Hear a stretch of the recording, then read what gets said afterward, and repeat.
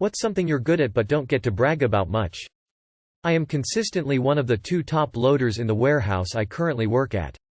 I would also scan 10% of the daily volume at the last place I worked, and also won Employee of the Month in the first month of the first facility I worked for. I like boxes. I am really good at detangling stuff, necklaces, ribbons, string, etc. It is a weird skill. Saved an old lady's life who was standing at the train tracks paralyzed like a deer in headlights. Threw my bag off, ran across the bridge and pulled her off. Felt pretty good that entire week and my friends were super proud of me, even though a few family members, whom I later narrated the incident to, felt I risked my life for it. Can promise this never comes up in conversations lol. I got substitute teacher of the month out of the whole county. Does that count? It's really stupid, but if you ever want anyone to remember your birthday, I'm your girl. Lol. I get such a joy from wishing people a happy birthday. It's like crack to me. I dunno. My sense of direction is pretty awesome. I am an over 400-pound man that can do a split.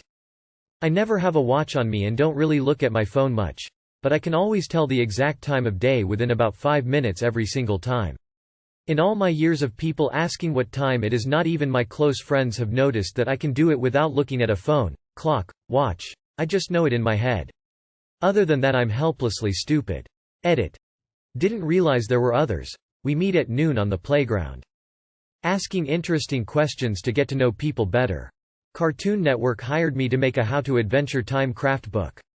My name is on the cover right alongside Princess Bubblegum lol. Here it is.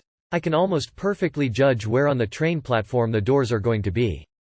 I am blind, and I've gotten really good at faking like I can see. My eyes don't look blind, and I can make eye contact and have great spatial orientation. Can't brag about it, because a lot of people think I'm faking. Edit spelling.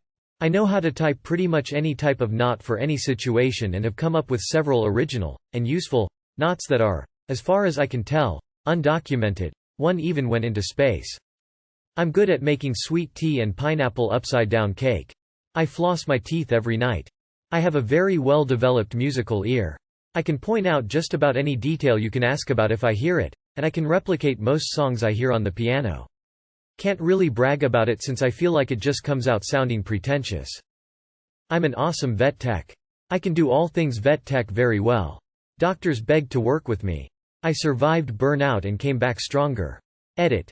Y'all's positive responses and appreciation have made my whole COVID year. I can't say thank you enough for being so supportive and kind. Staying calm in stressful or painful situations. I can play the tuba and euphonium, and pretty well at that. I don't really get to play much since graduating from HS, but it's still a relatively rare ability, especially in this country where school bands are not as common as they seem to be in the USA.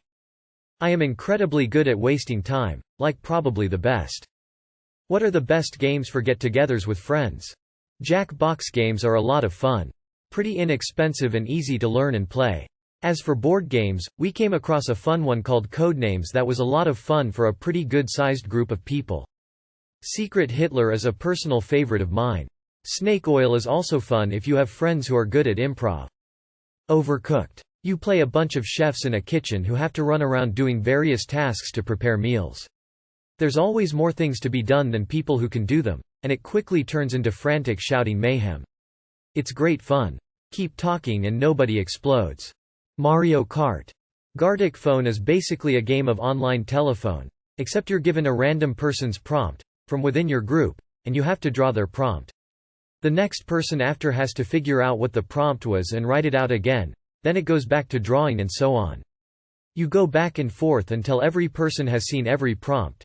Then the game does something like a super cut of how the prompt evolved, with optional text-to-speech of the written prompts, totally worth it. There is this older, esoteric board game that is great. It's called Balderdash. Telestrations. Exploding Kittens. One Night Werewolves. Quick to pick up and just start playing with short rounds. Ticket to Ride is a great gateway game to modern board games. Mario Party. Quiplash is incredibly fun. You hook your computer up to a TV. The game is on Steam. Then you get a code on the TV, and just like Kahoot, you type it in and join the game. It asks a bunch of funny questions and you put in your own answer. Dixit is a lot of fun. Coup is quick to learn and quick to play. Code names is such a fun party game with friends. Spades. Uno. You might not still be friends after all the backstabbing, but it's fun while you're playing. Dungeons and Dragons. Cards Against Humanity or Trivial Pursuit. Uno is fun too. When I have large groups of people over and many haven't met each other before, I like to play a game called Table Topics.